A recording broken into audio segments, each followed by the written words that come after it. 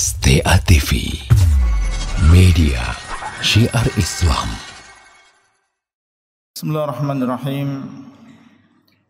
Alhamdulillah Rabbil alamin, wa asyhadu an la ilaha illallah wahdahu la syarikalah, wa asyhadu anna Muhammadan abduhu wa rasuluhu sallallahu alaihi wa ala alihi wa ashabihi wa tabi'ina lahum bi ihsanin ila yaumiddin wa sallama tasliman katsiran, amma ba'd. Alhamdulillah, segala puji tentunya hanyalah untuk Allah Rabbul Alamin. Dialah yang memiliki al-asma'ul husna wa sifatul ula, dan darinya lah semata seluruh nikmat, karunia dan juga anugerah. Wa ma bikum min ni'matin faminallah. Maka apa saja yang ada pada diri kalian berupa nikmat, maka berasal dari Allah Subhanahu wa taala. Dan tentunya nikmat yang paling besar yang Allah Subhanahu wa taala limpahkan kepada kita semua adalah nikmat Islam. Dibukanya hati kita untuk menerima ajaran Islam yang dibawa oleh Rasulullah sallallahu alaihi wasallam, beriman kepada Allah, beriman kepada hari akhir, beriman bahwasanya Muhammad ibn Abdullah Al-Hashimi, beliau adalah seorang hamba Allah dan juga Rasulnya. Nikmat ini tidak Allah berikan kecuali kepada orang-orang yang dicintai oleh Allah Subhanahu wa taala. Adapun kenikmatan dunia, maka ini umum Allah Subhanahu wa taala berikan kepada orang yang Allah cintai dan orang yang tidak Allah cintai. Dan nikmat yang selanjutnya adalah nikmat hidup di atas sunnah Rasulullah sallallahu alaihi wasallam. Di saat sebagian manusia mereka jauh atau menjauh dari sunnah Nabi sallallahu alaihi wasallam, kemudian juga nikmat mempelajari agama Allah, dibukakan hati kita untuk mempelajari agama Allah, digerakkan hati kita untuk mendatangi majelis ilmu, menyempatkan, mengorbankan sebagian tenaga, waktu dan harta yang kita miliki untuk menghilangkan kebodohan dari diri kita, tentunya dengan harapan kita kembali kepada Allah Subhanahu wa taala kelak dalam keadaan kita memahami agama yang Allah turunkan. Tentunya malu seorang hamba yang sejak dia lahir, bahkan ketika dia di dalam perut ibunya dan sampai sekarang dan sampai dia meninggal dunia, setiap hari menikmati, merasakan karunia, anugerah dan juga nikmat dari Allah SWT, tetapi dia malas untuk memahami agama Allah SWT yang dibawa oleh Rasulullah sallallahu alaihi wasallam. Insyaallah pada kesempatan kali ini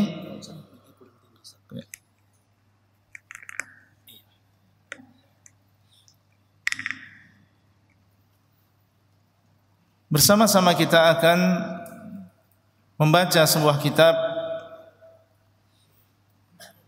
yang sangat bermanfaat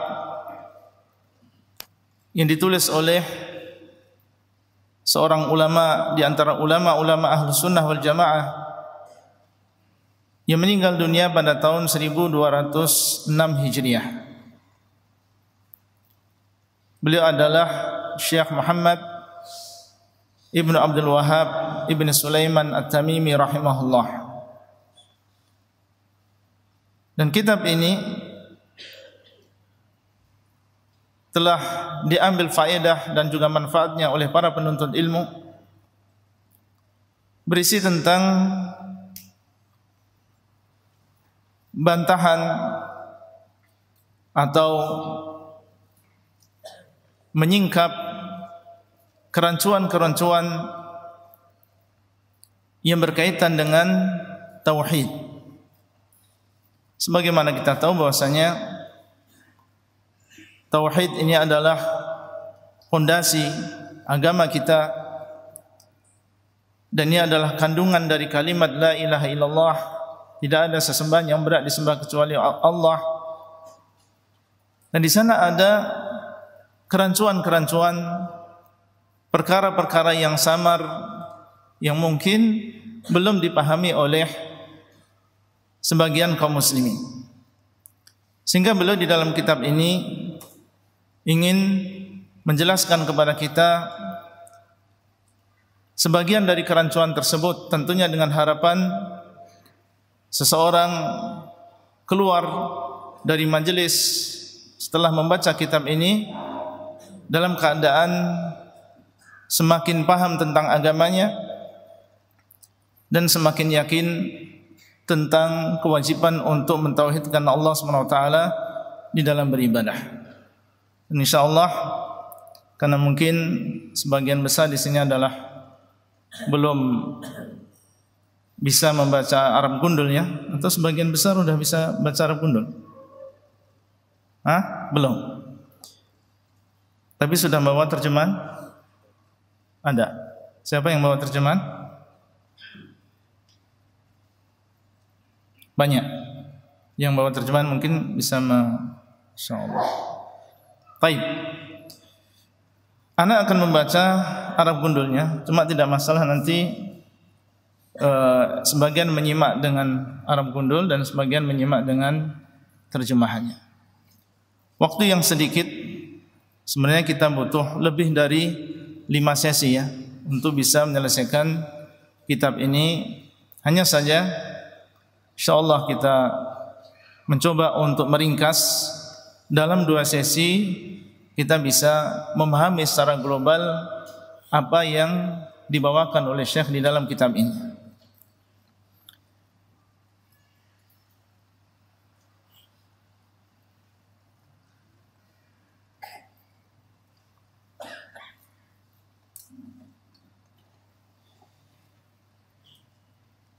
Beliau mengatakan rahimahullah, Bismillahirrahmanirrahim. I'lam rahimakallah anna at-tauhid huwa ifradullah subhanahu bil ibadah wa huwa dinur rusuli alladhi arsalahumullahu bihi ila ibadihi. Setelah memulai kitabnya dengan Bismillahirrahmanirrahim, mengikuti apa yang Allah SWT lakukan di dalam Al-Quran dan mengikuti Rasulullah SAW ketika beliau menulis surat-surat yang isinya adalah dakwah.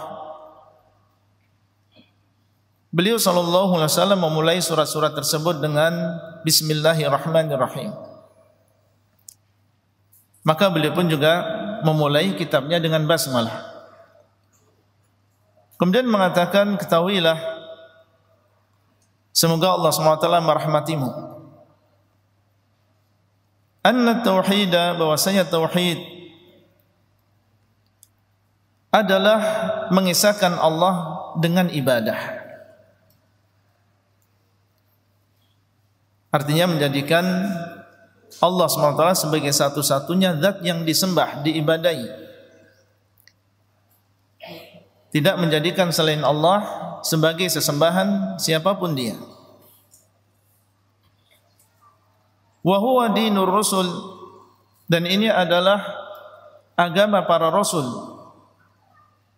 Alladzi arsalahum Allahu bihi ila ibadihi,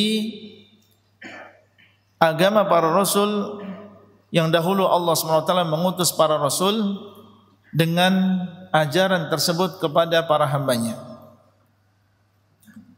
Dari rasul yang pertama sampai Rasul yang terakhir Nabi Muhammad SAW, agama mereka satu, agama tauhid. Fa awwaluhum Nuhun alaihi salamu arsalahu Allah ila qaumihi lamma ghalau fi salihin. Maka yang pertama dari para rasul tersebut adalah Nabi Nuh, yang diutus oleh Allah kepada kaumnya ketika mereka berlebihan terhadap orang-orang saleh. Wuddin wa Suwa' wa Yaghutha wa Ya'uqa wa Nasr. Orang-orang saleh tersebut nama-namanya adalah Wud, Suwa', Yaghuth, Ya'uq dan juga Nasr. 5 orang yang disebutkan oleh Allah SWT di dalam Al-Quranul Karim dalam surat Nuh. Wa qalu la tadharunna alihatakum wa la tadharunna waddan wa la suwa'an wa la yaghutha wa ya'uqa wa nasra.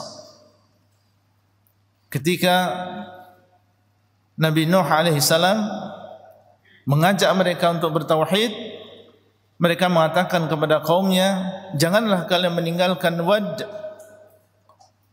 janganlah kalian meninggalkan Suwa', Yaghuth, Ya'uq dan juga Nasr. Siapa mereka ini? Mereka ini adalah sebagaimana diucapkan oleh Abdullah bin Abbas, mereka ini adalah orang-orang yang saleh di antara kaumnya Nabi Nuh. Meskipun mereka bukan nabi, tapi mereka adalah orang-orang yang saleh, dikenal kesolehannya. Ketika mereka meninggal dunia, disebutkan oleh Abdullah bin Abbas, datang syaitan dan mengatakan kepada kaumnya atau kaum mereka, hendaklah kalian membuat patung-patung.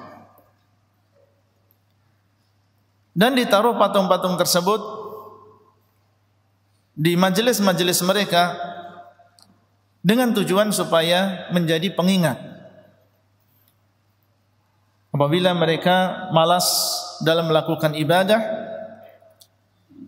dan mereka sedang berkumpul di majelisnya, melihat patung Wad atau Suwa' atau Yaghuth, kemudian mereka ingat, oh orang ini dulu adalah orang yang soleh. Dulu beliau adalah orang yang rajin bersedekah. Dulu beliau adalah orang yang rajin salat. Maka mereka pun pulang dalam keadaan bertambah keimanannya, ingin mengikuti orang-orang soleh tersebut dalam ketaatan kepada Allah, meskipun orang-orang soleh tersebut sudah meninggal dunia. Itulah yang dibisikkan oleh syaitan kepada mereka. Buat patung-patung tersebut dan ditaruh di majelis-majelis kalian. Kemudian setelah generasi tersebut meninggal dunia dan anak-anak mereka, generasi yang selanjutnya tidak belajar dan mereka tidak mengetahui asal-usul dari dibuatnya patung-patung tersebut, maka datanglah syaitan dan mengatakan kepada mereka bahwasanya dahulu bapak-bapak kalian, nenek moyang kalian membuat patung-patung tersebut dengan tujuan untuk bertawassul, menjadikan mereka perantara antara diri mereka kepada Allah SWT. Dengan cara bagaimana? Dengan cara meminta, berdoa, melakukan ibadah kepada orang-orang soleh tersebut. Dan mereka, itu generasi tersebut adalah generasi yang jahil, tidak belajar, tidak mengetahui tentang asal-usul dari dibuatnya patung-patung tersebut. Karena kebodohan, akhirnya mereka pun menerima apa yang dibisikkan oleh syaitan, dan mulailah setelah itu mereka berdoa kepada orang-orang soleh tersebut. melakukan ibadah untuk orang-orang soleh tersebut. Dan keyakinan mereka Allah SWT yang memberikan rezeki. Keyakinan mereka Allah SWT yang menciptakan, mengatur alam semesta, cuma menjadikan Wad, Suwa', Yaguth, Ya'uq dan juga Nasr sebagai perantara antara mereka dengan Allah SWT.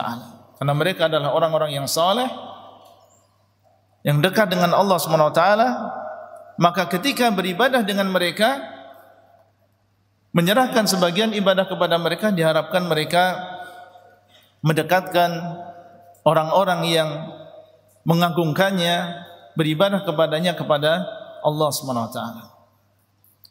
Mulailah terjadi kesyirikan. Kemudian Allah SWT mengutus Rasul yang pertama, yaitu Nabi Nuh alaihissalam. Padahal sebelumnya, selama 10 generasi semenjak diturunkannya Nabi Adam alaihissalam, bersih bumi ini dari berbagai kesyirikan. Semuanya menyembah Allah. Kesyirikan baru terjadi di zaman Nabi Nuh alaihissalam. Dan sebabnya adalah berlebih-lebihan terhadap orang saleh. Wa akhirur rusuli Muhammadun sallallahu alaihi wasallam. Dan Rasul yang terakhir adalah Nabi Muhammad sallallahu alaihi wasallam, khatamul anbiya'i wal mursalin, penutup para nabi dan juga para rasul. Wa huwa alladhi kassara suwara haula'is salihin. Dan beliaulah sallallahu alaihi wasallam yang telah menghancurkan patung-patung orang-orang saleh tersebut. Karena patung-patung yang tadi kita sebutkan, yang dibuat di zaman Nabi Nuh alaihissalam dan sempat terkena banjir yang besar di zaman Nabi Nuh alaihissalam,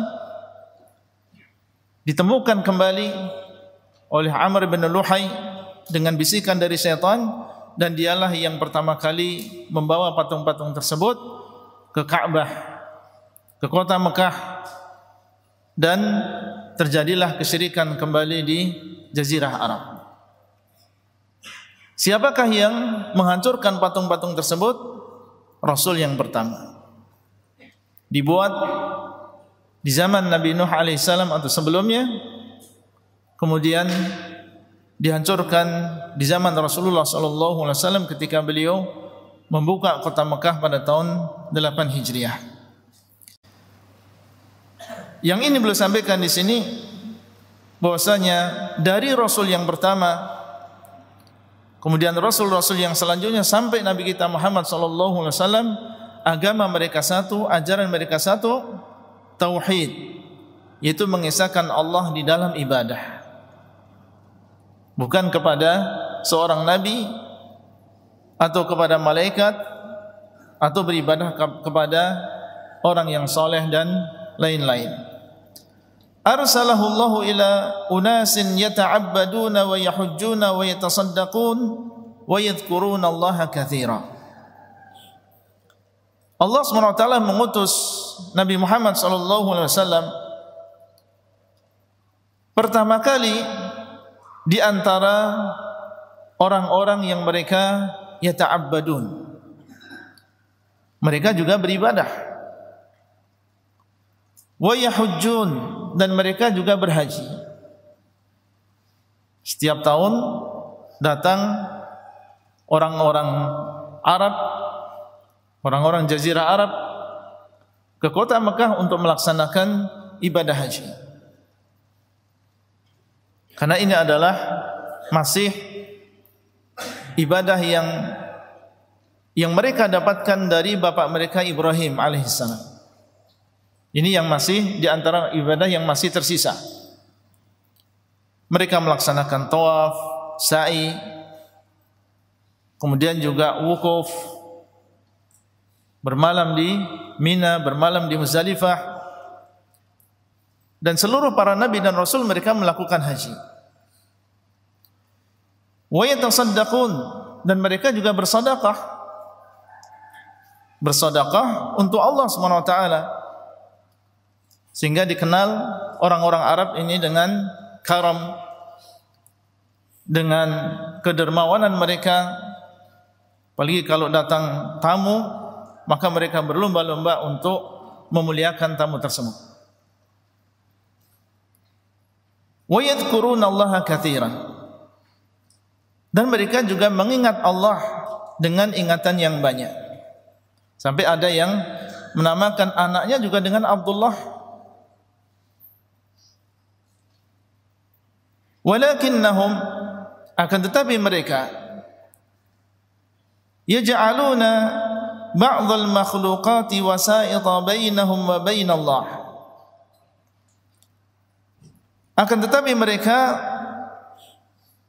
menjadikan sebagian makhluk sebagai perantara antara mereka dengan Allah. Berarti persis dengan yang dilakukan oleh sebagian kaumnya Nabi Nuh alaihi salam.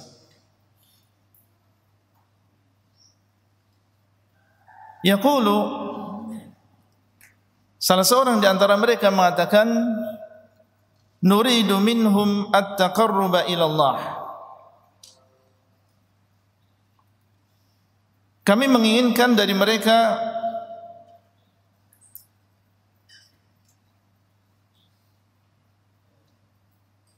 kedekatan diri kepada Allah.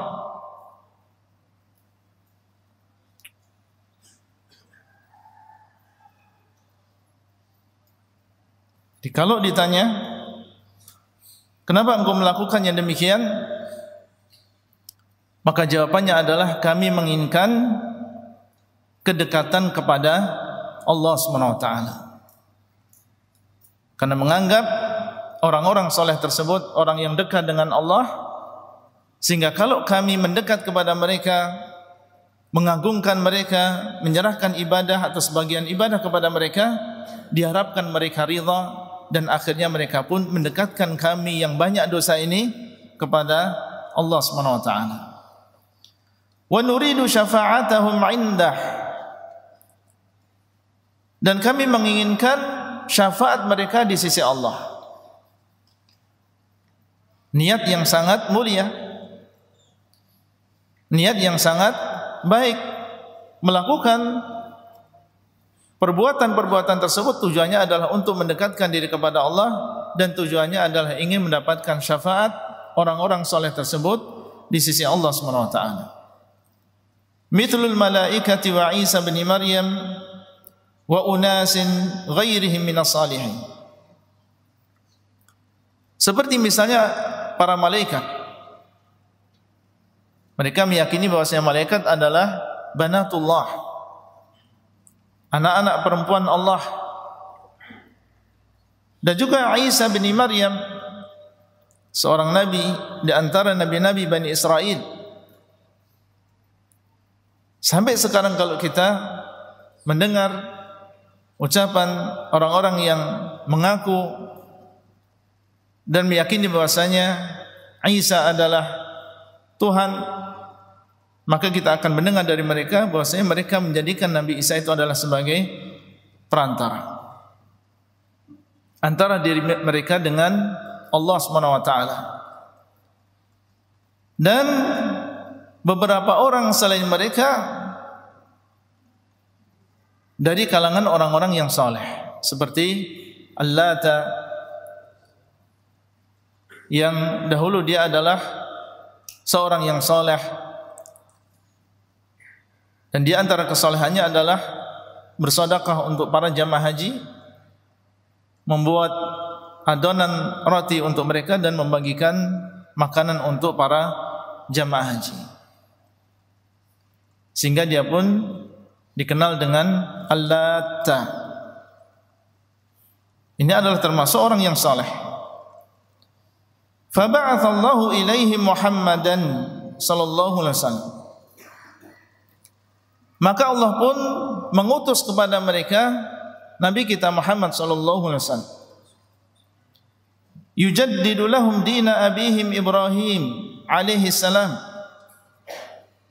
untuk memperbaharui bagi mereka agama bapak mereka Ibrahim. Maksudnya memperbaharui di sini adalah dahulu yang digunakan di negeri Mekah dan menjadi agama bagi penduduk Mekah adalah agama bapak mereka Ibrahim alaihissalam. Di situ ada Ismail putra beliau. Kemudian jadilah negeri tersebut negeri yang penuh dengan tauhid, diisi oleh orang-orang yang bertauhid, sampai datang orang yang tadi kita sebutkan Amr bin Luhai, dan dialah yang mulai menyebarkan kembali agama kesyirikan.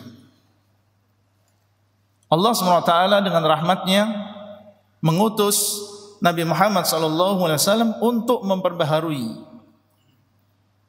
Maksudnya adalah memurnikan kembali ajaran Nabi Ibrahim alaihissalam yang sudah dirusak oleh orang-orang musyrikin. Wa yukhbiruhum anna hadha at-taqarruba wal i'timada mahdhu haqqillah, mahdhu haqqin lillah. Dan beliau sallallahu alaihi wasallam mengabarkan kepada mereka bahwasanya taqarrub seperti ini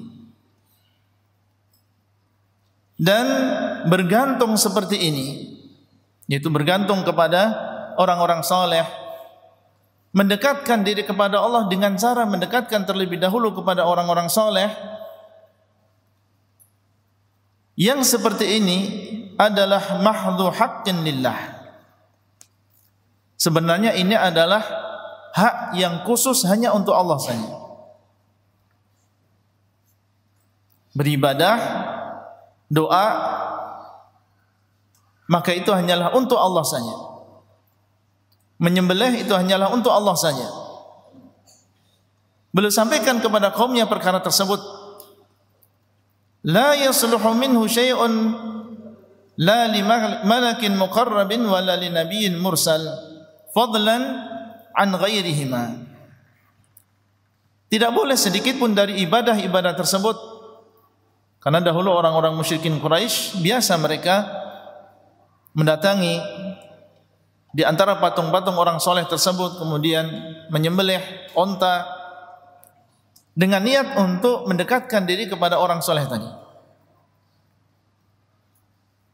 Tujuannya adalah supaya orang soleh tersebut mendekatkan dia kepada Allah SWT. Nabi SAW menjelaskan tidak boleh yang seperti itu, karena menyembelih hanyalah untuk Allah. Fasalli li rabbika wanhar. Hendaklah engkau salat untuk Rabbmu dan hendaklah engkau menyembelih untuk Rabbmu. La'anallah man dhabaha li ghairillah. Allah SWT melaknat orang yang menyembelih untuk selain Allah. Itu disebutkan oleh Rasulullah sallallahu alaihi wasallam.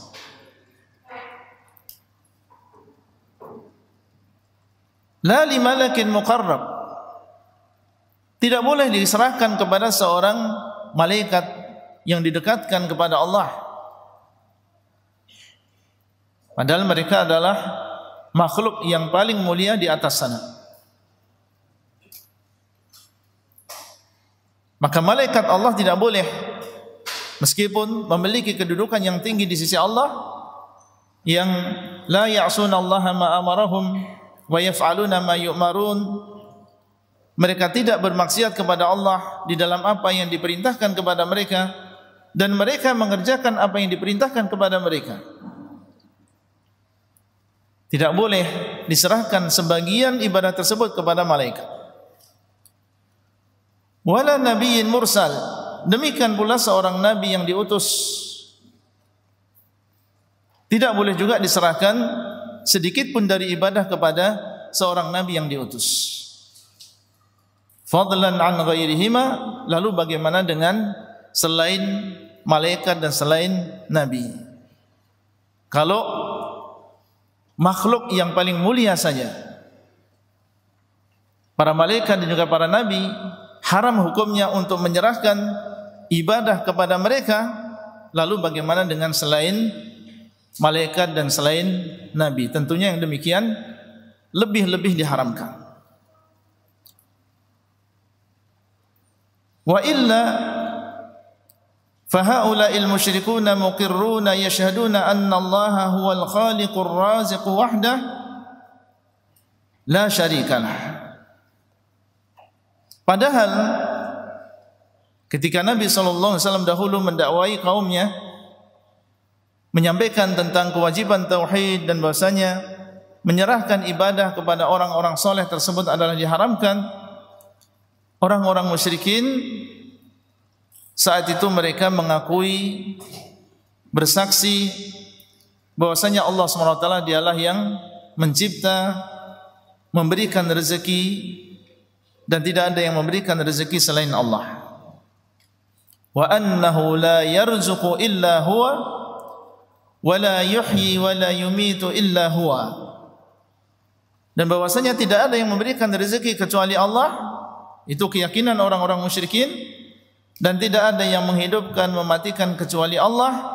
Wala yudabbirul amra illa huwa. Dan tidak ada yang mengatur alam semesta, menggerakkan matahari dari timur ke barat, menjadikan siang dan malam, menghidupkan dan mematikan kecuali Allah. Wa anna jami'a samawati as-sab'i wa man fihinna wal aradina wa man fihinna kullahum abiduhu wa tahta tasarrufihi wa qahri. Dan mereka orang-orang musyrikin seperti Abu Jahal, Abu Lahab, Abu Talib, semuanya meyakini bahwasanya langit yang 7 dan bumi yang 7 dan apa yang ada di dalamnya semuanya adalah hamba-hamba Allah di bawah kekuasaan Allah SWT. Ini poin yang harus kita pahami yang berkaitan dengan keadaan orang-orang musyrikin yang saat itu Rasulullah SAW pertama kali diutus di tengah-tengah kaum tersebut. Mukaddimah yang sangat penting yang dibawakan oleh Syekh supaya kita ada gambaran bagaimana keadaan Mekah saat itu. Dan siapa mereka? Mereka adalah keturunan siapa? Nabi Ibrahim alaihissalam. Ada sisa-sisa dari tauhid. Ada sisa-sisa ibadah. Tapi sudah menyimpang. Terjadi kesyirikan. Mereka mengakui bahwasanya Allah SWT dialah yang mencipta, memberikan rezeki, mengatur alam semesta, akan tapi mereka menyerahkan sebagian ibadah kepada selain Allah. Fa idza aradta ad-dalila ala anna haula'il musyrikin alladziina qatalahum Rasulullah sallallahu alaihi wasallam yashhaduna bihadza. Syekh mengatakan, kalau engkau ingin dalil bahwasanya orang-orang musyrikin yang dahulu diperangi oleh Rasulullah sallallahu alaihi wasallam, terjadi perang Badr, perang Uhud, perang Khandaq, ternyata mereka bersaksi mengakui tentang perkara-perkara ini. Dan mungkin ini menurut sebagian kok aneh, karena mereka menyangka orang-orang musyrikin dulu mereka hanya menyembah apa? Berhala saja. Itu yang mungkin dahulu kita pelajari dan itu yang kita bayangkan. Mereka menyembah berhala, mereka tidak mengenal Allah. Tapi ternyata Al-Quran, Allah SWT mengabarkan di dalam Al-Quran, ternyata orang-orang musyrikin dahulu mereka juga mengenal Allah. Tapi mengenal Allah hanya sebatas Allah SWT dialah yang mencipta, memberikan rezeki, mengatur alam semesta. Allah mengatakan, beliau mengatakan rahimahullah, faqra qaulahu ta'ala, maka silakan engkau membaca firman Allah, baca sendiri. Ini adalah kalamullah. Dan tidak ada yang lebih mengetahui tentang hakikat kaum tersebut kecuali Allah Rabbul Alamin. Mereka hidup 1400 tahun yang lalu. Jarak antara kita dengan mereka ratusan tahun. Tapi Allah SWT dialah yang maha hidup. Dan dialah yang sangat mengetahui hakikat dari keyakinan orang-orang musyrikin zaman tersebut. Allah sebutkan di dalam Al-Quran, "Wa man asdaqu minallahi qila." Dan siapakah yang lebih benar ucapannya daripada ucapan Allah? Tidak ada di antara kita yang mendustakan ucapan Allah SWT. Dengarkanlah firman Allah SWT, "Qul man yarzuqukum minas sama'i wal ard." Katakanlah, siapakah yang telah menciptakan kalian? Siapakah yang telah memberikan rezeki kepada kalian dari langit maupun dari bumi? Menurunkan hujan, menumbuhkan tanaman. Amman yamlikus sam'a wal absar. Siapakah yang memiliki pendengaran dan juga penglihatan, kemudian memberikan kepada kalian pendengaran dan juga penglihatan tersebut, sehingga kalian bisa melihat, sehingga kalian bisa mendengar. Wa man yukhrijul hayya minal mayyit. Katakanlah kepada mereka, siapakah yang telah mengeluarkan yang hidup dari yang mati? Wa man yukhrijul mayyita minal hayy. Dan siapakah yang mengeluarkan yang mati dari yang hidup? Siapa yang menghidupkan dan juga mematikan? Tanyakan kepada mereka. Wa man yudabbirul amr. Dan siapakah yang mengatur seluruh perkara ini, alam semesta ini? Allah mengatakan, fasayaqulunallah. Niscaya orang-orang musyrikin tadi akan mengatakan Allah. Tidak ada di antara mereka yang mengatakan yang mencipta adalah Hubal, atau yang mencipta adalah Al-Wad atau Suwa'. Tidak akan terdengar ucapan tersebut dari lisan orang-orang musyrikin tadi. Dan mereka bukan kaum yang mudah berdusta. Berbeda antara lisan dengan hati mereka. Mereka adalah orang-orang Arab. Apa yang ada dalam hati mereka, itulah yang mereka ucapkan. Tidak ada basa-basi. Ketika ditanya siapa yang menciptakan, memberikan rezeki, mengatur alam semesta, fasayaqulunallah, mereka akan mengatakan Allah. Yang melakukan itu semuanya adalah Allah. Faqul afala tattaqun, maka katakanlah kepada mereka, apakah kalian tidak takut? Kalau memang itu yang kalian yakini, yakin bahwasanya yang melakukan itu semua adalah Allah, kemudian sekarang kalian serahkan sebagian ibadah kepada selain Allah yang menciptakan kalian, apakah kalian tidak takut kepada Allah? Menurunkan kepada kalian azab gara-gara kalian menyerahkan ibadah kepada selain Allah SWT. Afala tattaqun? Apakah kalian tidak bertakwa, tidak takut kepada Allah? Wa qawluhu, dan juga firman Allah, qul limanil ardu wa man fiha in kuntum ta'lamun. Katakan kepada mereka, siapakah yang memiliki bumi ini dan apa yang ada di dalamnya? In kuntum ta'lamun, kalau kalian benar-benar orang yang berilmu. Sayaquluna lillah, mereka akan mengatakan lillah, ini adalah milik Allah.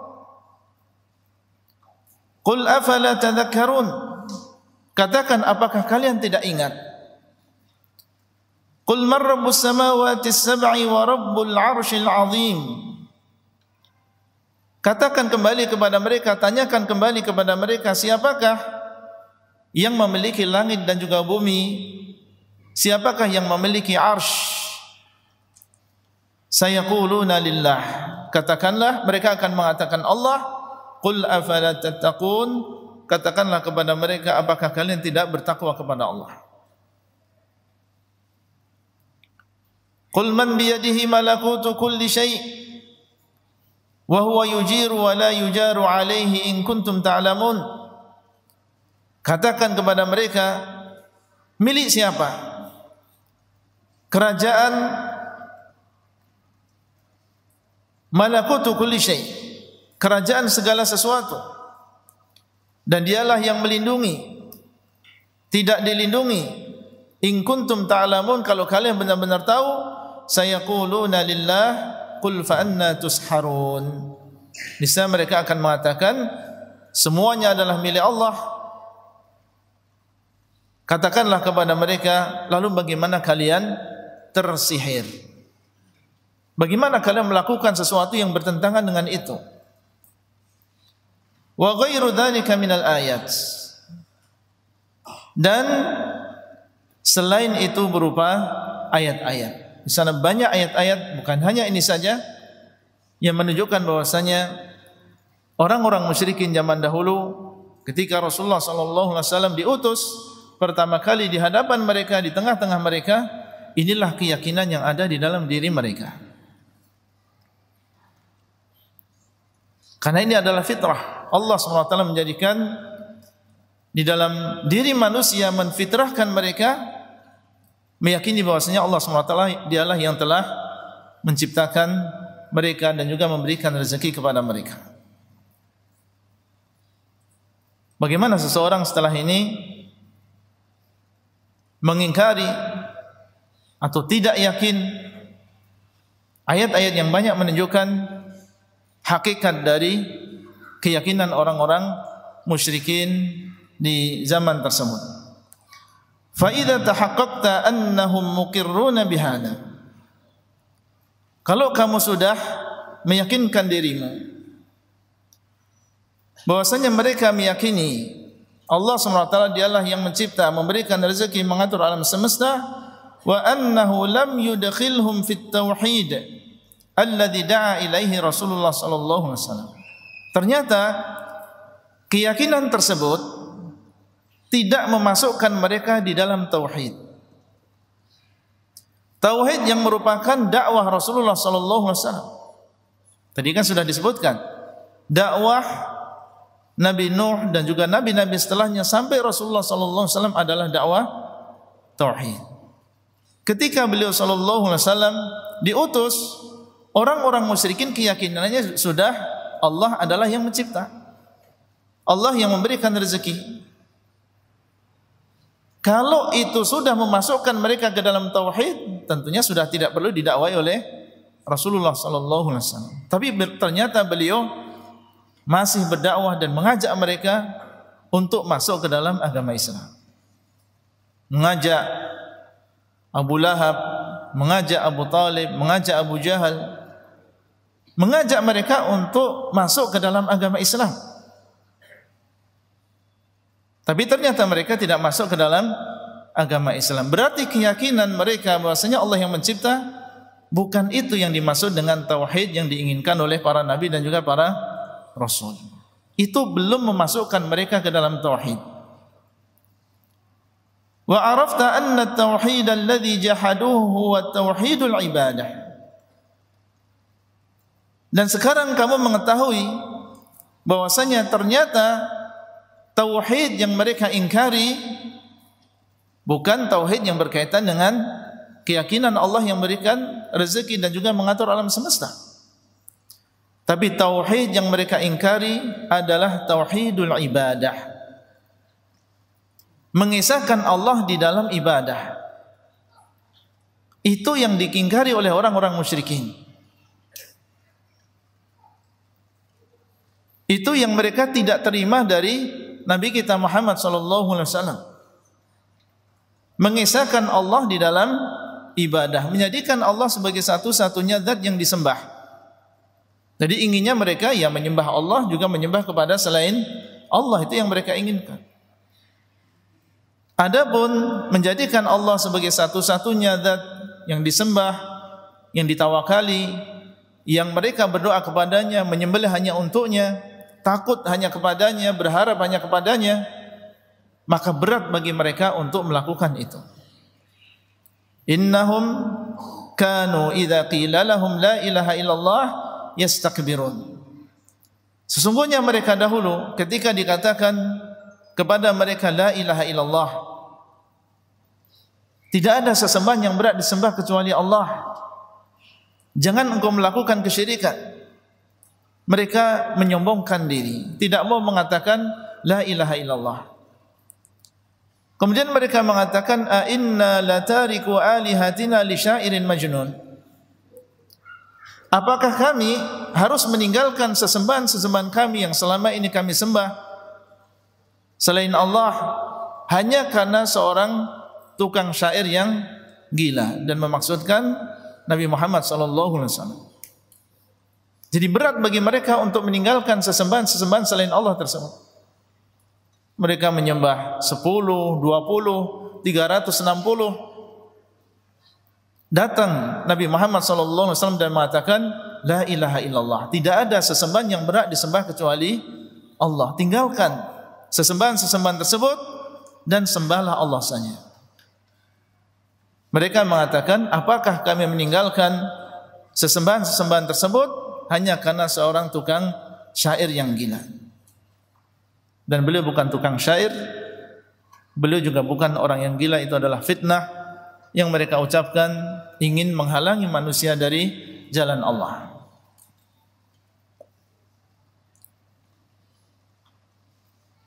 Alladhi yusammihi al-musyrikuna fi zamanina al-i'tiqada, yang dinamakan oleh orang-orang musyrikin di zaman kita, yaitu di zaman beliau, dengan al-i'tiqad. Jadi mereka menamakan syirik dengan i'tiqad, yaitu keyakinan. Dan ini adalah termasuk memberi nama sesuatu yang jelek dengan nama-nama yang indah, karena i'tiqad artinya adalah keyakinan. Ini adalah i'tiqad kita, ini adalah keyakinan kita bahwasanya si fulan dia menjadi perantara antara kita dengan Allah. Itu adalah i'tiqad kita. Menamakan kesyirikan dengan nama yang indah dan tidak akan merubah hakikat dari kesyirikan tersebut. Beliau menceritakan tentang orang-orang musyrikin yang ada di zaman Syekh. Kama kanu yad'una Allah subhanahu laylan wa naharan, thumma minhum man yad'u al-malaikah li ajli salahihim wa qurbihim min Allah. Kembali beliau menyebutkan tentang apa yang terjadi di zaman tersebut, yaitu di zaman Rasulullah SAW, sebagaimana mereka dahulu beribadah kepada Allah siang dan juga malam, malam dan juga siang. Kemudian ada di antara mereka yang beribadah, berdoa kepada malaikat, karena kesolehan para malaikat dan dekatnya mereka dari Allah. Jadi mereka sudah tahu tentang malaikat dan bahwasanya malaikat adalah, menurut keyakinan mereka, dan ini adalah penyimpangan, mereka mengatakan malaikat adalah banatullah, malaikat adalah anak-anak Allah. Sehingga ada di antara mereka yang meminta syafaat, beribadah kepada malaikat tersebut dengan tujuan supaya malaikat mendekatkan diri mereka kepada Allah. Liyashfa'u lahum, supaya malaikat-malaikat tersebut memberikan syafaat untuk mereka. Au yad'u rajulan salihan mithla Lati au nabiyyan mithla Isa, atau mereka berdoa kepada orang yang saleh seperti Lat, atau berdoa kepada seorang nabi seperti Isa ibnu Maryam. Wa arafta anna Rasulullah sallallahu alaihi wasallam qatalahum ala hadha syirk. Dari pemaparan di atas kita menyadari bahwasanya ternyata Rasulullah sallallahu alaihi wasallam memerangi mereka di atas karena sebab kesyirikan ini. Wa da'ahum ila ikhlasil ibadati lillahi wahdah. Dan ternyata beliau sallallahu alaihi wasallam mengajak mereka untuk mengikhlaskan ibadah hanya untuk Allah saja. Sebagaimana kama qala ta'ala wa annal masajida lillahi fala tad'u ma'allahi ahada. Di antara yang beliau sampaikan kepada orang-orang musyrikin saat itu, dan bahwasanya tempat-tempat sujud atau anggota-anggota badan yang digunakan untuk sujud adalah lillah, itu adalah milik Allah. Fala tad'u ma'allahi ahada, maka janganlah kalian berdoa bersama Allah seorang pun. Janganlah berdoa menyembah kepada selain Allah, siapapun dia. Wa kama qala ta'ala, dan sebagaimana firman Allah Subhanahu wa taala, lahu da'watul haqq walladzina yad'una min dunihi la yastajibuna lahum bisyai'. Dialah Allah Subhanahu wa taala yang memiliki doa yang hak. Maksudnya adalah dialah yang berhak untuk kita berdoa kepadanya, karena dialah yang menguasai segalanya. Maka dialah yang berhak untuk diminta dan dialah yang berhak untuk didoai. Kita berdoa kepadanya karena dialah yang memiliki manfaat dan dialah yang memiliki mudarat. Maka berdoa hanya kepada Allah, itulah yang hak. Walladzina yad'una min dunihi la yastajibuna lahum bisyai'. Adapun selain Allah yang mereka berdoa kepadanya, maka mereka tidak mengabulkan untuk mereka sedikit pun. Seandainya terwujud sebagian dari apa yang mereka inginkan, itu bukan dari sesembahan selain Allah.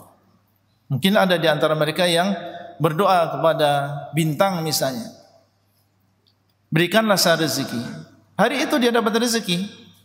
Itu adalah Allah SWT yang mentakdirkan, bukan yang rezeki yang berasal dari bintang-bintang tersebut. Itu adalah rezeki dari Allah. Allah SWT yang mentakdirkan.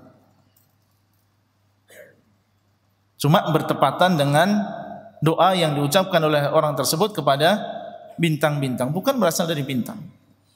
Demikian pula ketika ada di antara mereka yang berdoa kepada wali, kepada malaikat, kepada nabi, mungkin mereka mendapatkan apa yang mereka inginkan dalam doa tersebut, tapi hakikatnya itu bukan berasal dari wali atau nabi atau malaikat, itu adalah berasal dari Allah Rabbul Alamin. Tidak ada hubungannya dengan malaikat, rasul dan juga wali. Wa tahaqqaqta anna Rasulullah sallallahu alaihi wasallam qatalahum liyakuna ad-du'a'u kulluhu lillah wadh-dhabhu kulluhu lillah wal istighatsatu kulluha billah wa jami'u anwa'il ibadati kulluha lillah.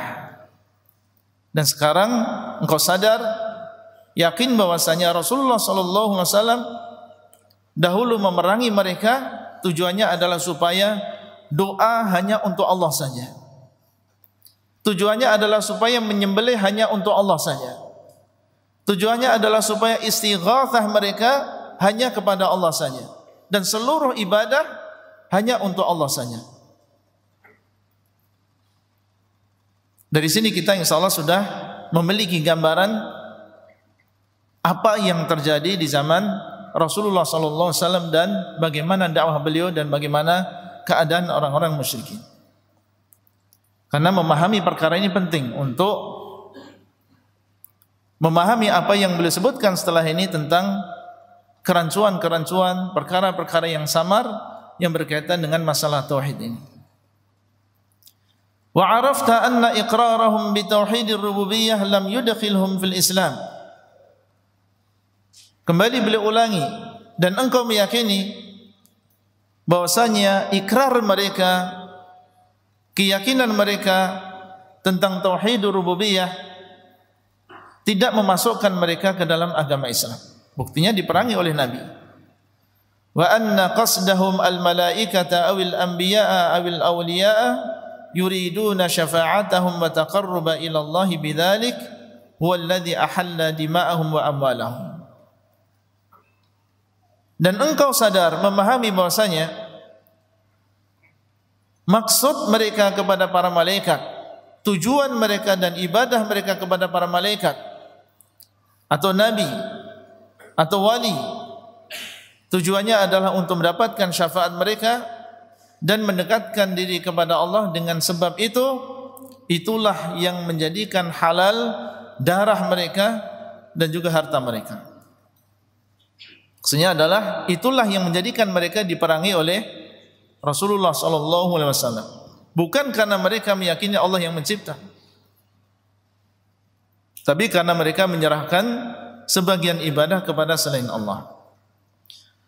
Wa arafta hina idzin at-tauhida alladzi da'at ilaihi ar-rusulu wa aba 'anil iqrari bihi al-musyrikun. Sekarang engkau paham apa yang dimaksud dengan tauhid yang didakwahkan oleh para rasul, dan dahulu orang-orang musyrikin mereka tidak mau untuk mengucapkannya, mereka tidak mau untuk mengikrarkannya. Wa hadza at-tauhid huwa ma'na qaulika la ilaha illallah. Tauhid inilah makna dari ucapanmu yang sering kau ucapkan setiap hari, yaitu ucapan la ilaha illallah. Tidak ada sesembahan yang berhak disembah kecuali Allah. Itulah tauhid. Mungkin selama ini kita sering mengucapkan la ilaha illallah, tapi kita kurang merenungi apa yang kita ucapkan. La ilaha illallah, tidak ada sesembahan yang berhak disembah kecuali Allah. Inilah tauhid. Fa innal ilaha 'indahum huwa alladhi yuqsadu li ajli hadhil umur. Karena sesungguhnya sesembahan menurut mereka adalah yang dimaksudkan untuk perkara ini, yaitu yang diserahkan kepada mereka ibadah-ibadah tersebut, itulah yang dimaksud dengan sesembahan. Sawa'un kana malakan aw nabiyyan aw waliyan aw syajaratan aw qabran aw jinniyan. Sama saja apakah sesembahan tersebut adalah berupa malaikat, berupa nabi, wali, pohon, kuburan, atau dia adalah seorang jin, maka itu dinamakan dengan sesembahan yang diserahkan kepada mereka, pengagungan, doa, sembelihan. Itulah yang mereka pahami. Lam yuridu anna al-ilaha huwal khaliqur raziqul mudabbir fa innahum ya'lamuna anna dhalika lillahi wahdah kama qaddamtu lak.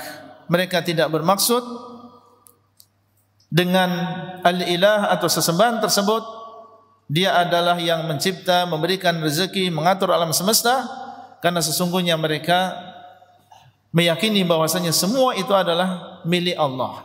Jadi ketika mereka menyembah malaikat atau menyembah Isa atau menyembah seorang yang soleh, tidak meyakini mereka lah yang mengatur alam semesta, karena mereka meyakini bahwasanya mengatur alam semesta semuanya adalah Allah Azza wa Jalla. Sebagaimana yang sudah aku sampaikan kepadamu. Wa innama ya'nuna bil ilahi ma ya'ni al musyrikun fi zamanina bil lafzi sayyid. Jadi mereka orang-orang musyrikin di zaman Nabi SAW memaksudkan dengan ilah sesembahan apa yang dimaksudkan oleh orang-orang musyrikin di zaman kita, yaitu di zaman Syekh, bil lafzi sayyid, dengan lafaz as-sayyid. Ini istilah yang mereka buat, yaitu di zaman Syekh, ketika mereka misalnya mengagungkan seseorang yang soleh, dan di situ mereka menyerahkan sebagian ibadah kepadanya, tawaf misalnya di sekitar kuburannya, atau menyembelih untuknya, mereka menamakan Syekh tersebut dengan Sayyid, Sayyid Fulan misalnya. Sehingga terkadang dalam doa mereka mengatakan ya Sayyidi, ayo kita pergi ke Sayyid Fulan. Dan maksud mereka saat itu, dan mereka pahami di antara mereka, kalau sudah dikatakan Sayyid, berarti ini maksudnya menyerahkan sebagian ibadah kepada Sayyid tersebut. Itu istilah yang mereka pakai. Apakah kemudian setiap orang yang setelah itu yang memakai kalimat Sayyid kemudian kita pahami demikian? Tentunya kita perlu cek kembali, karena beda daerah beda istilah. Jangan langsung kita mengambil kesimpulan setiap orang yang menambah dengan kalimat Sayyidina atau Sayyid kemudian kita anggap sama mereka dengan orang-orang yang ada di zaman penulis di sini. Ini istilah yang tersebar saat itu. Mungkin masih ada di zaman sekarang di sebagian negara atau sebagian daerah. Fa'atahumun Nabi sallallahu alaihi wasallam yad'uuhum ila kalimatit tauhid. Maka Nabi sallallahu alaihi wasallam mendatangi mereka, mengajak mereka kepada kalimat tauhid, wa hiya la ilaha illallah, dan itu adalah kalimat la ilaha illallah. Wal muradu min hadhil kalimah ma'naha la mujarradu lafdhiha. Dan maksud dari kalimat ini adalah maknanya. Jadi ketika mereka diajak oleh Rasulullah sallallahu alaihi wasallam, ya ayuhan nas qulu la ilaha illallah, wahai manusia, ucapkanlah la ilaha illallah, yang beliau maksud adalah mengikuti isinya, mengikuti maknanya. Jadi bukan hanya sekedar mengatakan la ilaha illallah kemudian melakukan sesuatu yang bertentangan dengan kalimat tersebut. La mujarradu lafdhiha, bukan hanya sekedar melafadzkan saja. Wal kuffarul juhalu ya'lamuna anna muradan Nabi sallallahu alaihi wasallam bihadhil kalimah huwa ifradullah ta'ala bita'alluq. Dan orang-orang kafir yang mereka adalah bodoh, orang-orang jahiliyah, mereka memahami yang demikian. Mereka memahami bahwasanya maksud dari Nabi sallallahu alaihi wasallam ketika mengajak mereka mengatakan la ilaha illallah adalah mengisahkan Allah di dalam ketergantungan. Ketergantungan dalam manfaat dan juga mudarat. Wal kufru bima yu'badu min dunihi wal bara'atu minhu. Yang diinginkan oleh beliau sallallahu alaihi wasallam adalah supaya manusia mengingkari seluruh yang disembah selain Allah. Itu yang beliau inginkan. Wal bara'atu minhu, dan berlepas diri dari segala sesuatu yang disembah selain Allah. Dan itu yang dipahami oleh orang-orang musyrikin, orang-orang jahiliyah ketika Nabi sallallahu alaihi wasallam mengajak mereka untuk mengatakan la ilaha illallah. Bukan hanya sekedar mengucapkan la ilaha illallah saja, tapi konsekuen dengan isinya. Makanya mereka tadi mengatakan, a inna la tariku alihatina. Apakah kami harus meninggalkan sesembahan-sesembahan kami? Karena kalau sampai mengatakan la ilaha illallah, harus siap meninggalkan seluruh sesembahan-sesembahan tadi dan hanya menyembah kepada Allah Subhanahu wa taala semata. Fa innahu lamma qala lahum qulu la ilaha illallah, karena sesungguhnya ketika Rasulullah sallallahu alaihi wasallam mengatakan kepada mereka qulu la ilaha illallah, adalah kalian mengatakan la ilaha illallah, qalu aja'ala al-alihata ilahan wahidan inna hadza la syai'un ujab. Ketika mereka disuruh untuk mengatakan la ilaha illallah, mereka mengatakan, apakah Muhammad menjadikan sesembahan-sesembahan yang banyak tersebut hanya sesembahan yang satu saja? Sudah terbiasa puluhan tahun dari nenek moyang mereka memiliki sesembahan-sesembahan yang banyak. Sekarang datang Muhammad mengaku sebagai Rasul, menyuruh kami untuk meninggalkan sesembahan-sesembahan tersebut dan hanya menyembah kepada Allah yang satu saja. Inna hadza la syai'un ujab, sesungguhnya ini adalah sesuatu yang aneh. Karena menurut mereka banyak Tuhan saja, banyak urusan-urusan mereka yang tidak rampung, tidak selesai. Bagaimana hanya menyembah Tuhan yang satu? Ini akal mereka. Inna hadza la syai'un ujab, ini adalah sesuatu yang sangat aneh. Tauhid dianggap aneh oleh orang-orang musyrikin Quraisy tersebut. Kembali Syekh mengajak kepada kita, dan ini termasuk bagusnya beliau dalam mengajari kita, ingin memahamkan kita, sehingga beliau membuat mukaddimah tersebut. Kalau kita memahami poin-poin yang penting tadi, insyaallah dengan mudah kita akan memahami ucapan beliau selanjutnya. Ada yang belum paham? Insyaallah paham semua ya. Lanjut. Nah, ya. Kalau ini nggak paham, nanti juga nggak paham komentarnya. Ya. Insyaallah udah ngopi semuanya nih Pak ya. Sudah. Insyaallah. Fa idza arafta anna juhalal kuffari ya'rifuna dzalik. Sekarang kalau kamu sudah tahu, ternyata orang-orang yang jahil dari orang-orang kafir di zaman Nabi sallallahu alaihi wasallam, ternyata mereka memahami makna la ilaha illallah.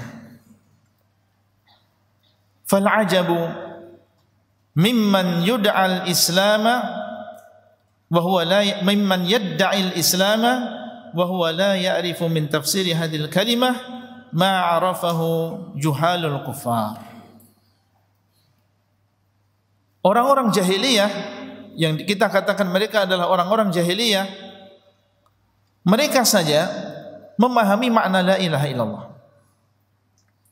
Buktinya disuruh mengatakan la ilaha illallah mereka menolak. Maka sesuatu yang sangat mengherankan, kata Syekh, orang yang mengaku beragama Islam dan dia tidak mengetahui makna dari kalimat ini yang dipahami oleh orang-orang jahiliyah. Ini kita harusnya malu.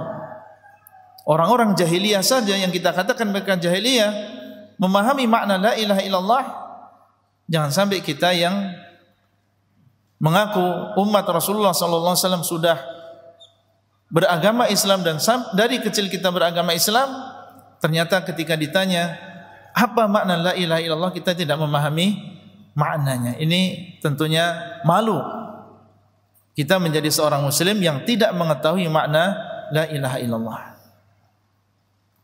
Seandainya kita tidak tahu tentang, mungkin ketika ditanya apa rukun-rukun salat atau syarat sahnya salat, berapa jumlahnya, itu masih bisa kita maklumi. Tapi kalau ditanya apa makna la ilaha illallah yang merupakan inti dari ajaran Islam, dan itu adalah dakwah para nabi dan juga rasul dari yang pertama sampai yang terakhir, kok kita tidak paham, maka ini tentunya kita malu kepada diri kita sendiri. Beliau mengatakan, bal yadhunnu anna dzalika huwa at-talaffuz bi hurufiha min ghairi i'tiqadil qalbi li syai'in min al-ma'ani. Dia menyangka bahwasanya caranya adalah hanya sekedar melafadzkan saja. Jadi beriman dengan la ilaha illallah menganggap caranya adalah dengan sekedar melafadzkan saja, yaitu melafadzkan huruf-hurufnya tanpa meyakini dengan hati makna yang terkandung di dalam kalimat la ilaha illallah. Jadi kalau sudah tiap hari membaca la ilaha illallah sudah selamat. Meskipun dia melakukan atau mengucapkan sesuatu yang bertentangan dengan kalimat la ilaha illallah. Ini salah paham yang demikian. Wal hadhiqu minhum yadhunnu anna ma'naha la yakhluqu wa la yarzuqu illa Allah wa la yudabbiru al-amra illa Allah. Jadi sebagian mereka keyakinannya yang penting kita mengucapkan apa? La ilaha illallah. Sebagian mereka yang cerdik di antara mereka mengatakan bahwasanya makna dari la ilaha illallah adalah tidak ada yang mencipta, tidak ada yang memberikan rezeki kecuali Allah. Kalau tadi kita sudah memahami mukaddimahnya, dari sini kita sudah tahu kesalahan orang tersebut. Jadi dia meyakini makna la ilaha illallah adalah tidak ada yang memberikan rezeki kecuali Allah, tidak ada yang mencipta kecuali Allah, tidak ada yang mengatur alam semesta ini kecuali Allah. Itu yang dipahami dari kalimat la ilaha illallah. Sehingga mungkin kita mendengar mengatakan la ilaha illallah, la ilaha illallah, tetapi yang dia pahami meyakini tidak ada yang mencipta kecuali Allah saja. Sebatas itu saja. Dan itu yang sering mereka sampaikan. Terkadang mereka menulis kitab, menulis tulisan, menyampaikan kepada orang lain, wahai manusia, makna la ilaha illallah adalah kita harus meyakini bahwasanya Allah SWT yang mencipta. Kita harus meyakini bahwasanya Allah yang memberikan rezeki. Tapi sebatas itu saja. Dan tidak ada yang menolak karena memang itu adalah fitrah yang Allah SWT fitrahkan di dalam diri seluruh manusia. Orang-orang musyrikin juga mereka meyakini yang demikian. Sebatas itu pemahaman mereka terhadap kalimat la ilaha illallah. Dan nanti akan disampaikan oleh Syekh sesuatu yang menjelaskan perkara yang salah ini. Fala khaira fi rajulin juhalul kufari a'lamu minhu bima'na la ilaha illallah. Maka tidak ada kebaikan bagi seseorang yang ternyata orang-orang jahiliyah, orang-orang kafir jahiliyah ternyata lebih mengetahui makna la ilaha illallah daripada orang tersebut. Maka minimal kita memahami sekarang tentang apa itu la ilaha illallah. Jangan sampai Abu Lahab lebih paham tentang kalimat la ilaha illallah daripada kita. Sampai saya mengatakan di sini fala khair, enggak ada kebaikan. Seseorang yang orang-orang jahiliyah lebih paham tentang makna la ilaha illallah daripada orang tersebut. Kita umat Islam, kita mengatakan asyhadu an la ilaha illallah wa asyhadu anna Muhammadan Rasulullah, dan kita mengucapkan la ilaha illallah setiap hari lebih dari sekali. Orang yang adzan mengatakan la ilaha illallah didengarkan oleh kaum muslimin. Di dalam tahiyat kita mengatakan asyhadu an la ilaha illallah, dan dalam zikir-zikir yang lain. Maka jangan sampai mereka, yaitu orang-orang jahiliyah, lebih memahami tentang makna la ilaha illallah daripada kita yang mengaku sebagai seorang muslim. Idza arafta ma qultu laka min ma'rifati qalbin wa arafta syirka billahi alladhi qala Allah ta'ala fihi inna Allah la yaghfiru an yushraka bih wa yaghfiru ma duna dzalika liman yasha. Sekarang kalau kamu tahu, sudah memahami apa yang aku sampaikan dengan pemahaman hati, benar-benar memahami hakikat tersebut, dan engkau mengetahui tentang kesyirikan kepada Allah, sudah bisa menggambarkan, sudah bisa memahami hakikat kesyirikan yang terjadi di antara orang-orang kafir Quraisy.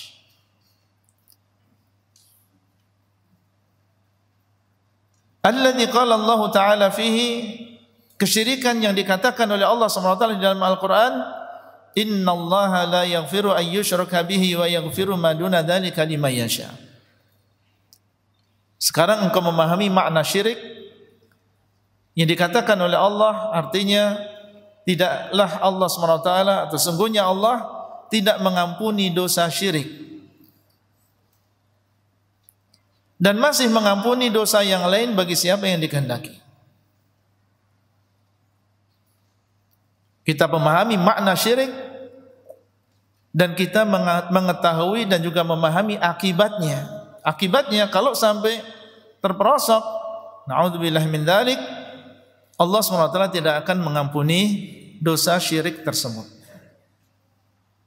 Kalau selain syirik seperti ghibah, namimah, berdusta, itu adalah dosa-dosa di bawah kesyirikan. Selama dia adalah seorang muslim, tidak melakukan kesyirikan, masih ada harapan untuk diampuni dosanya oleh Allah SWT. Wa yaghfiru ma duna dzalik, dan Allah masih mengampuni dosa di bawah itu liman yasha, bagi orang yang dikehendaki oleh Allah SWT. Wa arafta dinallah alladhi ba'atha bihi ar-rusula min awalihim ila akhirihim. Dan sekarang setelah memahami pemaparan di atas, engkau mengetahui hakikat dari agama Allah yang Allah SWT mengutus para rasul dari awal sampai akhir dengan membawa agama tersebut, alladzi la yaqbalullahu min ahadin siwah, di mana Allah SWT tidak menerima agama apapun selain dari agama Islam. Tidak menerima agama apapun selain agama Islam, dan agama Islam itulah yang dibawa oleh para nabi dan juga para rasul dari awal sampai akhir. Wa arafta ma asbaha ghalibun nasi fihi minal jahli bihadza, dan sekarang engkau menyadari ternyata banyak orang-orang yang mereka tidak memahami tentang hakikat ini. Coba antum tanya diri antum sendiri, sebelum datang ke sini mungkin ada di antara kita yang belum paham, baru sekarang dia paham. Silakan antum bayangkan beberapa keluarga antum, orang yang ada di sekitar kita, orang-orang yang kita cintai, kira-kira mereka memahami tidak tentang perkara ini? Maka ini yang ingin beliau ingatkan kepada kita. Kalau kita sekarang alhamdulillah Allah SWT berikan kita pemahaman, kita bisa memahami hakikat dari agama para nabi dan juga para rasul. Kita bisa memahami hakikat dari kesyirikan yang terjadi zaman dahulu. Afadaka faidatain, maka di sana ada dua faedah yang kita ambil dari ini semuanya. Al-ula, yang pertama adalah al-farahu bi fadlillahi wa bi rahmatihi. Di satu sisi kita mengambil faedah, yaitu berbahagia dengan karunia Allah dan juga rahmatnya. Allah memberikan karunia kepada kita pemahaman. Allah merahmati kita dengan pemahaman. Ini adalah kasih sayang Allah. Tidak semua hamba-hamba Allah yang Allah ciptakan diberikan pemahaman seperti ini. Tidak semuanya Allah berikan pemahaman yang benar seperti ini. Allah memilih kita untuk bisa memahami kita perkara yang hak. Ini adalah karunia dan juga rahmat Allah semata. Maka dari sini kita memuji Allah, bergembira dan berbahagia dengan hidayah ini. Secara nasab, Abu Lahab lebih mulia nasabnya daripada kita, dan dia adalah keluarga Nabi SAW. Tapi Allah SWT memilih siapa yang Allah SWT kehendaki untuk mendapatkan hidayah, diberikan pemahaman. Di sana ada orang yang mungkin secara titel, gelar, mereka lebih tinggi pendidikannya daripada kita.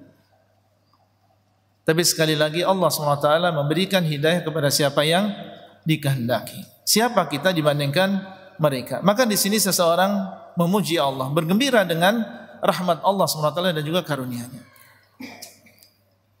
Lebih bergembira daripada ketika dia mendapatkan uang, keuntungan dalam perdagangan, mendapatkan jabatan yang dia inginkan. Dan kita bergembira dengan semua itu. Tapi kegembiraan seseorang dengan hidayah, pemahaman yang benar, haruslah lebih besar daripada kegembiraan dengan dunia-dunia tersebut. Kama qala ta'ala, sebagaimana firman Allah, qul bi fadlillahi wa bi rahmatihi fabidzalika falyafrahu huwa khairum mimma yajma'un. Katakanlah, dengan karunia dari Allah dan rahmat dari Allah, maka dengan itu semua hendaklah mereka bergembira, hendaklah mereka berbahagia. Huwa khairum mimma yajma'un, itu lebih baik daripada apa yang mereka kumpulkan berupa kesenangan-kesenangan dunia. Karena ini pilihan dari Allah SWT. Innallaha yu'tid dunya liman ahabba wa man lam yuhib. Allah SWT memberikan dunia bagi siapa yang Allah cintai dan orang yang Allah tidak cintai. Wala yu'tid dina illa liman ahab, dan Allah tidak memberikan agama, pemahaman yang benar, hidayah, kecuali kepada orang yang Allah cintai. Kemudian yang kedua, wa afadaka aidan al-khawf al-'azima. Faedah yang bisa kita ambil dari pemaparan di atas adalah rasa takut. Fa innaka idza arafta anna al-insana yakfuru bi kalimatin yukhrijuha min lisanihi wa qad yaquluha wa huwa jahilun fala yu'dharu bil jahli wa qad yaquluha wa huwa yadhunnu annaha tuqarribuhu ila Allah kama dhanna al musyrikun. Yang kedua adalah rasa takut. Sisi yang pertama, kita memuji Allah telah mendapatkan pemahaman yang benar, hidayah. Kemudian yang kedua, kalau kita amati, ada di dalam diri kita rasa takut. Rasa takut dari apa? Karena sesungguhnya engkau ketika sadar bahwasanya seseorang mungkin saja dia keluar dari agama Islam dengan sebab satu kalimat, sebuah ucapan yang dia keluarkan dari lisannya. Satu kalimat diucapkan oleh seseorang bisa mengeluarkan dia dari agama Islam. Satu kalimat saja. Misalnya seseorang mengatakan, ya sayyidi aghithni. Dia mengatakan kepada seorang wali, wahai sayyidku, wahai sesembahanku, tolonglah aku. Sebuah kalimat yang diucapkan kurang dari 3 detik. Tapi dengan kalimat tersebut dia telah membatalkan seluruh amalannya dari awal sampai akhir. Dia telah keluar dari agama Islam. Jadi tidak perlu 1 halaman, 2 halaman. Dengan 1 kalimat seseorang bisa sewaktu-waktu dia keluar dari agama Islam. Waqad yaquluha wa huwa jahil. Dan mungkin saja dia mengatakan itu dalam keadaan jahil.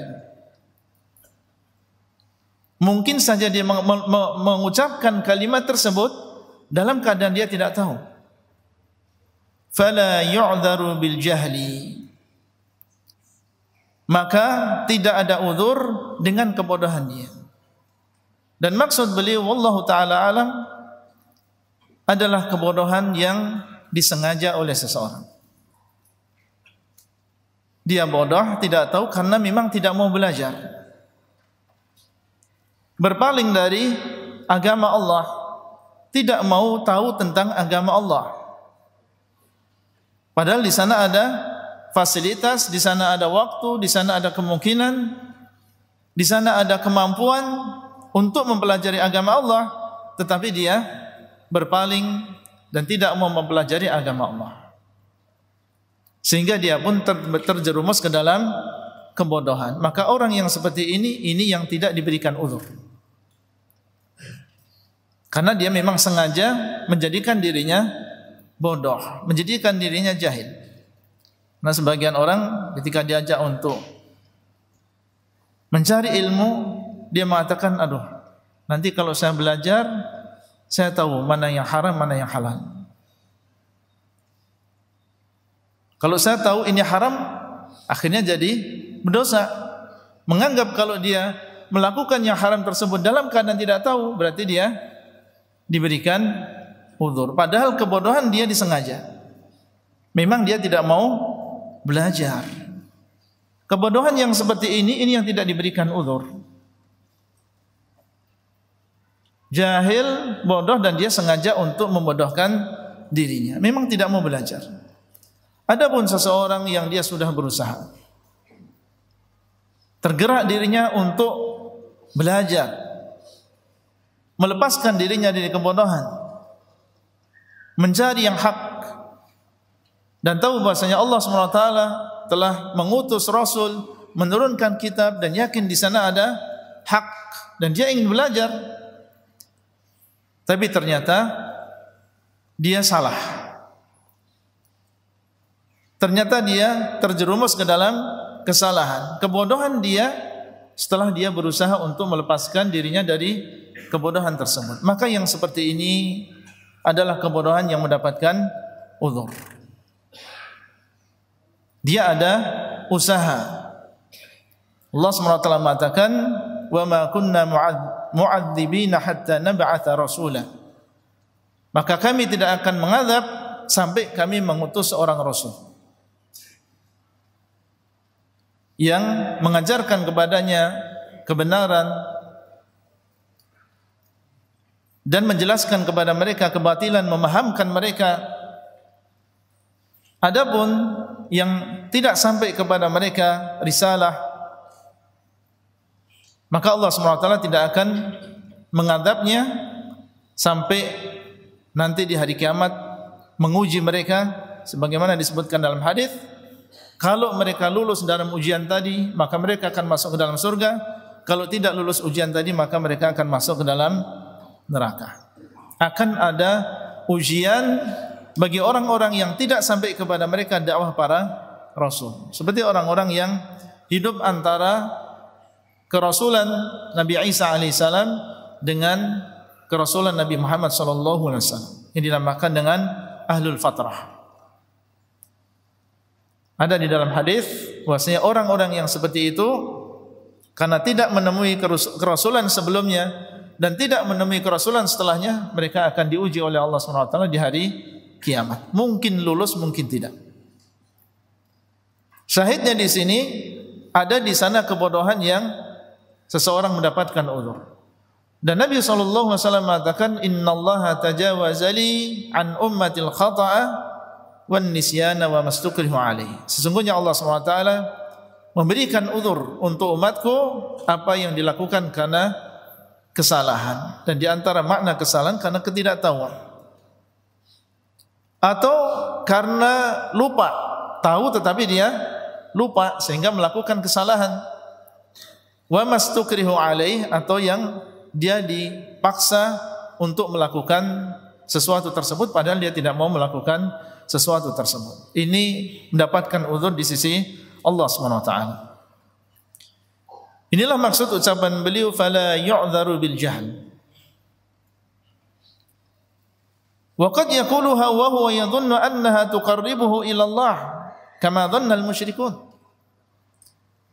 Dan mungkin saja ada di antara mereka yang menyangka bahwasanya kesyirikan tersebut mendekatkan diri mereka kepada Allah. Kama dhannal musyrikun, sebagaimana orang-orang musyrikin zaman dahulu juga menyangka yang demikian. Karena syaitan umurnya panjang. Sebagaimana mereka yang membisikkan kepada orang-orang musyrikin terdahulu, mereka juga membisikkan dari generasi ke generasi orang-orang musyrikin yang datang setelahnya. Dijerumuskan sebagaimana dijerumuskan orang-orang musyrikin zaman dahulu. Dan pengalaman mereka untuk menjerumuskan manusia ke dalam kesyirikan ini sudah sangat panjang. Mereka sangat berpengalaman sekali dalam menjerumuskan manusia ke dalam kesyirikan, mengetahui celah-celahnya. Orang yang bodoh tidak mempelajari agama Allah, dengan mudahnya akan mereka jerumuskan ke dalam kesyirikan tersebut, sebagaimana orang-orang yang bodoh di zaman Nabi Nuh alaihissalam, karena tidak belajar. Bagaimana cara menangkisnya? Dengan belajar agama Allah, sehingga ketika datang bisikan tadi, maka dengan mudah ketika kita memiliki bekal belajar, dengan mudahnya kita menangkis dengan izin Allah SWT kerancuan-kerancuan yang dibisikkan oleh syaitan. Khususan in alhamaka Allah Ta'ala ma qassa an qaumi Musa ma'a salahim wa ilmihim annahum atauhu qailin. Khususnya ketika Allah SWT mengilhamkan kepada dirimu apa yang Allah kisahkan tentang kaumnya Nabi Musa. Siapa mereka? Banu Israel. Mereka adalah memiliki kesalehan, anak keturunan Nabi Israel, Yakub. Dan mereka juga memiliki ilmu, diturunkan kepada Musa Taurat. Annahum atauhu qailin, mereka datang kepada Nabi Musa mengatakan, ij'al lana ilahan kama lahum alihah. Mengatakan kepada Nabi Musa, jadikanlah untuk kami sesembahan sebagaimana mereka memiliki sesembahan. Ketika Nabi Musa alaihissalam mendakwai Fir'aun dan ditolak oleh Fir'aun, dan berniat Fir'aun untuk membunuh Musa, Allah SWT mewahyukan kepada beliau untuk meninggalkan Mesir, membawa kaumnya. Kemudian diikuti oleh Fir'aun dan dikejar oleh Fir'aun dan juga bala tentaranya. Allah selamatkan dari kejaran Fir'aun, dan Allah berikan mereka kenikmatan melihat sendiri bagaimana musuh bebuyutan mereka selama ini tenggelam, hancur, binasa. Yang seharusnya dalam keadaan demikian memuji Allah SWT yang telah menyelamatkan mereka, bertambah keimanan mereka kepada Nabi Musa alaihissalam, bahwasanya beliau adalah seorang rasul yang hak, dan bahwasanya beliau adalah ajaran beliau adalah benar, mengajak untuk mengesahkan Allah di dalam ibadah. Itu yang seharusnya ada di dalam diri orang-orang Banu Israel. Ketika selamat di seberang, berjalan, melanjutkan perjalanan menuju daerah yang Allah janjikan untuk mereka, yaitu Palestina. Mereka melihat ada sebuah kaum ya'kufuna ala asnamin lahum, dalam keadaan mereka berdiam diri, beriktikaf di sekitar berhala mereka, menyembah, mengagungkan berhala tersebut. Ketika mereka melihat kaum tersebut dan apa yang mereka lakukan, mengucapkan sebuah ucapan yang sangat membuat sedih Nabiullah Musa alaihissalam. Ucapan yang beliau tidak habis pikir, kok bisa diucapkan oleh orang-orang yang diselamatkan oleh Allah, dan mereka melihat sendiri bagaimana musuhnya dihancurkan. Mengucapkan ucapan kalimat ini, atau mengucapkan ucapan ini, ij'al lana ilahan kama lahum alihah.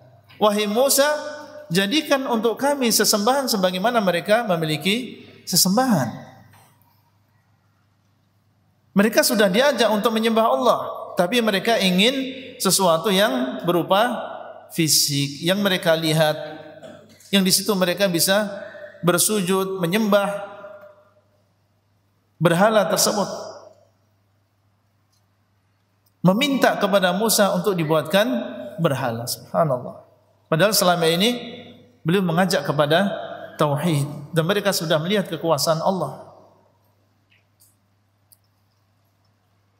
Dan kita tahu mereka adalah keturunan Israel, dan mereka adalah orang-orang yang berilmu, akan tetapi keluar dari lisan mereka sesuatu yang kufur, meminta kepada Musa alaihissalam untuk dijadikan di sana sesembahan selain Allah azza wajalla. Maka di sini beliau mengatakan, ya'dhumu khawfuka wa hirsuka ala ma yukhallisuka.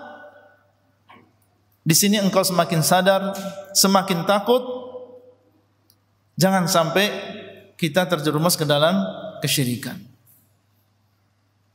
Karena memang disebutkan oleh Nabi SAW bahwasanya syirik itu lebih samar daripada seekor semut yang hitam berjalan di atas batu yang hitam di malam yang gelap gulita.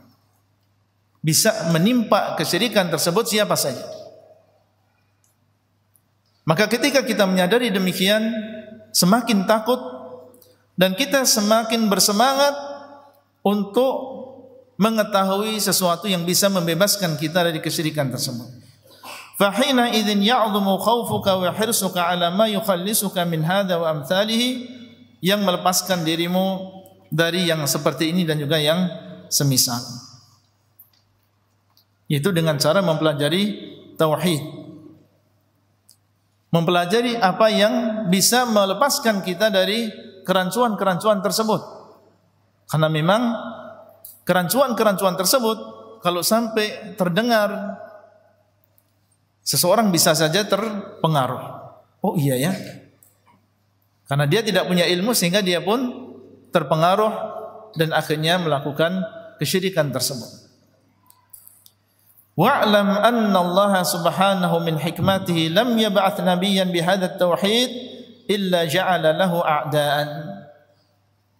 Kemudian setelah itu beliau ingin menjelaskan kepada kita bahwasanya Allah SWT dengan hikmahnya, sesuatu pasti yang Allah ciptakan, yang Allah takdirkan, pasti di sana ada hikmahnya. Tidaklah Allah mengutus seorang nabi dengan membawa tauhid ini kecuali Allah jadikan di sana a'da. Allah jadikan di sana musuh-musuh. Padahal mereka adalah seorang nabi yang paling baik akhlaknya, yang paling hikmah di dalam dakwahnya, yang paling mulia perangainya. Tapi ini sunnatullah, menjadikan untuk setiap nabi musuh-musuh. Itu memusuhi mereka dalam hal tauhid. Kama qala ta'ala, sebagaimana firman Allah, wa kadzalika ja'alna likulli nabiyyin aduwan syayatinal insi wal jin yuhi ba'duhum ila ba'din zukhrufal qawli ghurura. Dan demikianlah kami jadikan kepada setiap nabi musuh dari kalangan setan-setan, dari kalangan manusia maupun jin. Karena makna syaitan ini adalah yang keluar dari kebenaran. Dan yang keluar dari kebenaran terkadang berasal dari jin dan terkadang berasal dari manusia. Musuh-musuh baik dari kalangan jin maupun dari kalangan manusia. Ini sudah sunnatullah, yang mereka saling membisikkan satu dengan yang lain, yang mereka saling berwasiat satu dengan yang lain untuk memusuhi nabi tersebut. Datang setan dari kalangan jin kepada manusia untuk memusuhi, dan akhirnya dieksekusi oleh manusia tersebut untuk menghalangi dakwah seorang nabi, menfitnah dakwah seorang nabi, ghururan, untuk menipu manusia. Siapa yang mewahyukan kepada orang-orang musyrikin Quraisy untuk mengatakan Nabi Muhammad adalah gila, Nabi Muhammad adalah tukang sihir, Nabi Muhammad adalah tukang syair? Syaitan dari kalangan jin yang mewahyukan kepada syaitan dari kalangan manusia. Dan pengikut para nabi pun mendapatkan bagian yang serupa. Semakin dia mengikuti para nabi dan juga rasul, maka mereka akan juga mendapatkan ujian yang serupa. Beliau sallallahu alaihi wasallam ketika pertama kali mendapatkan wahyu, dalam keadaan takut mendatangi Khadijah. Kemudian dibawa oleh Khadijah kepada Waraqah bin Naufal, disebutkan dalam Sahih Bukhari, menceritakan apa yang beliau lihat di Gua Hira. Maka Waraqah bin Naufal mengatakan, sungguh aku akan menolongmu dengan sesungguhnya ketika kaummu kelak mengusirmu dari daerah, dari Mekah ini. Maka beliau sallallahu alaihi wasallam mengatakan, amukhrijiyahum, apakah mereka kelak akan mengusirku? Heran, bagaimana saya tinggal di sini, saya kelahiran Mekah dan saya keturunan dari orang-orang Quraisy yang merupakan kabilah yang paling utama, yang paling mulia di antara kabilah-kabilah Arab. Apakah mereka akan mengusirku? Maka beliau mengatakan, ma jaa ahadun bimithli ma ji'ta bihi illa udiya. Tidak ada seseorang yang datang dengan yang semisal dengan apa yang kau bawa, yaitu tauhid, kecuali dia akan dimusuhi. Itu sudah menjadi sunnatullah. Para nabi dan juga para rasul sebelummu yang diutus, mereka juga membawa tauhid dan mereka juga dimusuhi. Setiap orang yang datang setelahmu, meskipun dia bukan seorang nabi, bukan seorang rasul, kalau isi dakwahnya sama dengan yang kau bawa, maka dia akan dimusuhi. Ini sunnatullah. Maka beliau mengatakan, wa qad yakunu li a'da'it tauhidi ulumun kathiratun wa kutubun wa hujaj. Dan mungkin saja musuh-musuh tauhid tersebut mereka memiliki ilmu yang banyak, Dan maksudnya adalah alasan-alasan. Dan juga mereka memiliki kitab, menulis kitab, mengarang buku, wa hujajun, dan mereka memiliki alasan yang mereka anggap itu adalah sebuah hujjah yang kuat atas ahli tauhid. Jadi mereka tidak berdiam diri, mereka juga menulis kitab, menulis artikel, memiliki alasan-alasan yang mereka sebarkan. Qala ta'ala, Allah SWT mengatakan, falamma ja'atuhum rusuluhum bil bayyinat farihu bima 'indahum minal ilm.